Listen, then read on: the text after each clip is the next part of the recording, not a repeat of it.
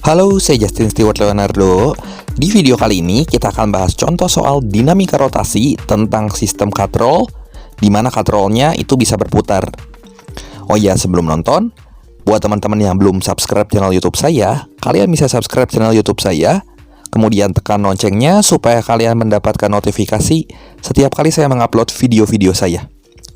Oke, untuk itu langsung saja mari sama-sama kita simak pembahasan berikut ini.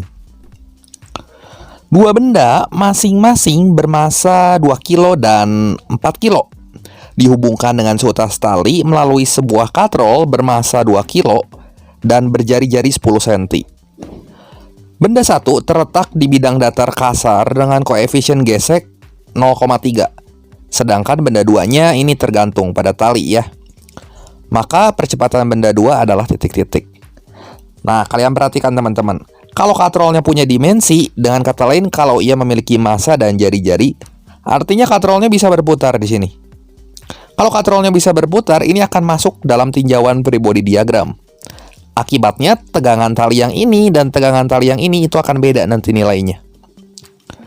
Oke, untuk menyelesaikan soal ini, seperti biasa kita tulis dulu data-data yang diketahui. Di sini M1, M2, massa katrol, jari-jarinya 10 cm, rubah jadi meter dulu. Dan koefisien geseknya juga ini 0,3 dikasih tahu. Kemudian langkah selanjutnya kita tinjau free body diagram masing-masing benda, termasuk katrol di sini. Nah, kita tinjau dulu gaya-gaya yang bekerja pada M1, pada M2 dan pada katrol. Ya. Di sini pada M1 ada gaya tegangan tali T1, ada gaya gesek, ada gaya berat, ada gaya normal. Untuk benda yang kedua, di sini ada gaya berat dan ada gaya tegangan tali. Sementara pada katrol, di sini bekerja dua buah gaya, teman-teman. Ada gaya T1 dan ada gaya T2. Dengan poros di tengah-tengah sini. Ya, titik di mana katrolnya ini berputar. Porosnya kan ini, tengah-tengah. Artinya lengan momennya ini sama dengan jari-jari, karena si T1 sama T2-nya ini tegak lurus terhadap poros. Nah, T1 ini memutar katrol berlawanan jarum jam. T2 memutar katrol searah jarum jam. Nah, untuk kasus ini saya ambil arah katrol yang searah jarum jam itu positif dan yang berlawanan jarum jam itu negatif. Oke, kita tinjau dulu yang M1 di sini ya. Nah, kalau kita tinjau benda M1 di sini yang menyebabkan M1 itu bergerak ada dua gaya ya. Yaitu gaya tegangan tali T1 dan gaya gesek. Sehingga kita bisa tulis T1 sigma fx-nya di sini dengan T1 dikurangi gaya geseknya yaitu mu kali normal. Normalnya itu M1 kali G ya. Kan sama dengan gaya berat. Ini sama dengan M1 kali A. Nah, pada katrol yang dapat berputar ini nilai percepatannya sama, tapi tegangan talinya beda. Di sini kita substitusi data-data yang kita punya yang diketahui di soal dan nanti kita dapat persamaan dalam T1 dan A. Yaitu T1 sama dengan 2A plus 6. Kemudian kita tinjau M2. Nah, pada M2 di sini gampang aja. Cuman dua gaya yang bekerja, teman-teman. Ada T2 dan ada M2 kali G.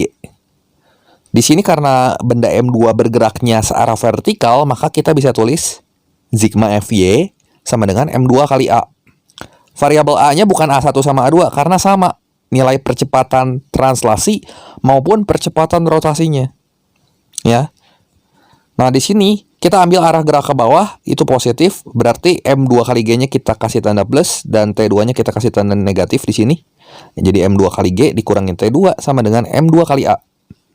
Kemudian kita substitusi data-data yang kita miliki dan kita peroleh persamaan kedua dalam T2 dan A, yaitu T2 sama dengan negatif 4A plus 40.